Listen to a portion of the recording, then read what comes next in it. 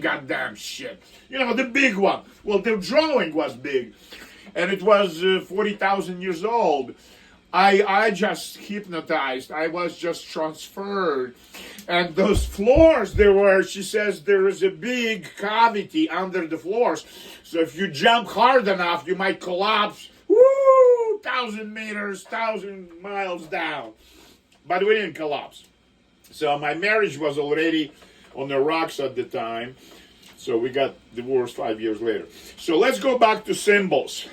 I'm going to talk about these two epic civilization symbols that have been around for the longest time in our civilizations, because this is pre-agricultural concepts, these two. One is the syllable Om. Om. It's an idea that the universe doesn't really exist as you touch it, as you hear it, as you see it. It's an illusion. It's Maya. In their language, it's called Maya, if you want it, okay? But in English, it's an illusion. Now we know in quantum physics that this is so. Universe is a vibration. So Hindus were not wrong about that. That universe is a syllable Om, speaking metaphorically. I don't know why exactly it's Om. You're supposed to go like Om from your belly, and it's supposed to be Aum, okay? Everybody gets it right. There is no way to do it wrong, okay? After you do it 1,000 times, you will get it right. It's natural. It's so natural as your heartbeat.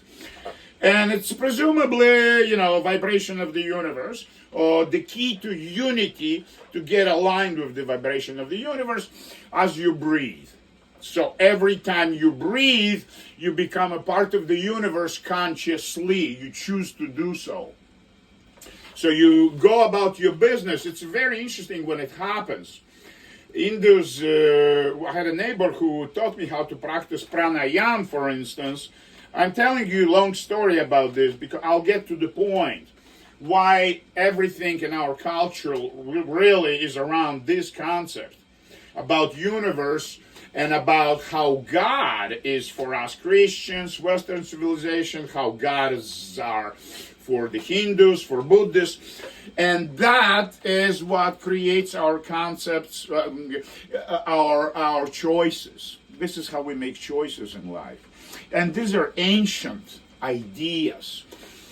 But I would like to point out, again, these are speculative ideas. These were ideas created by shamans high on mushrooms, in both cases. The Inca, the Bolivian, sun god.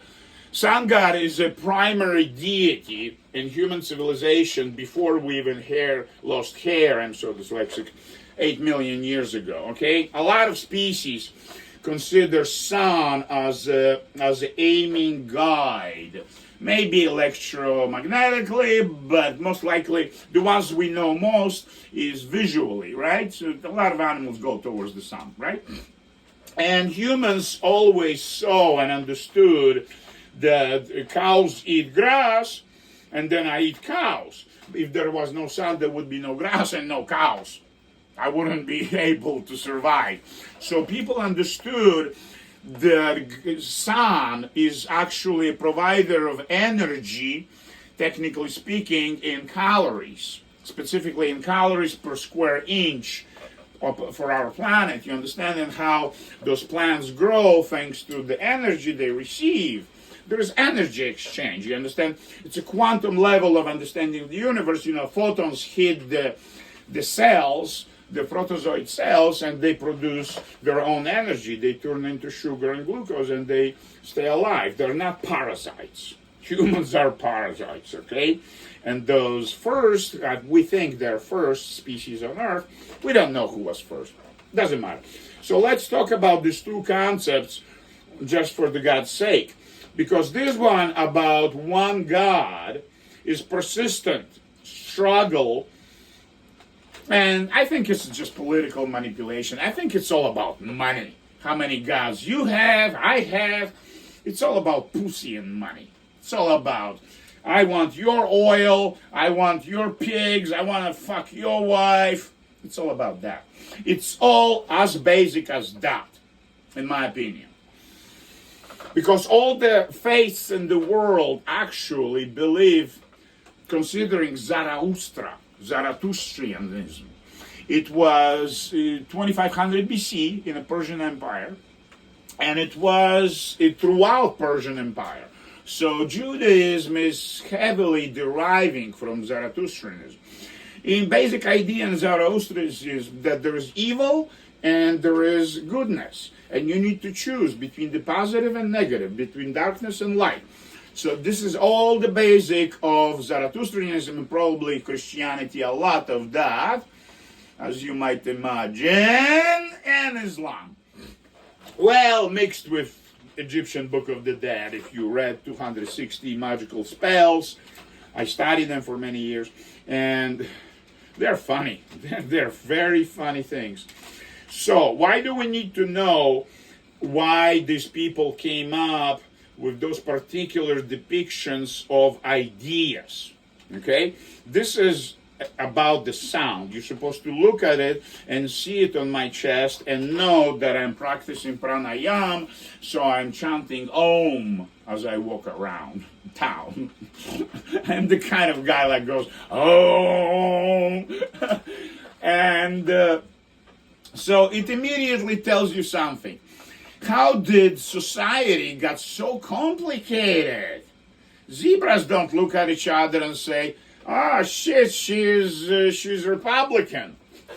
They don't know that, right? Well, it appears that about 65,000 years ago there was explosion of a volcano, super volcano, and it caused 100 years of nuclear winter, and humanity almost died out. The genetic pool shrunk so badly down to 10,000 individuals. We're all descendants of 10,000 individuals from 65,000 years ago.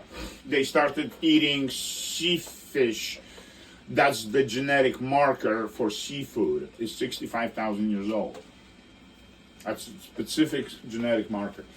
And people had to survive by making communications more appropriate and perhaps less violent as it was before.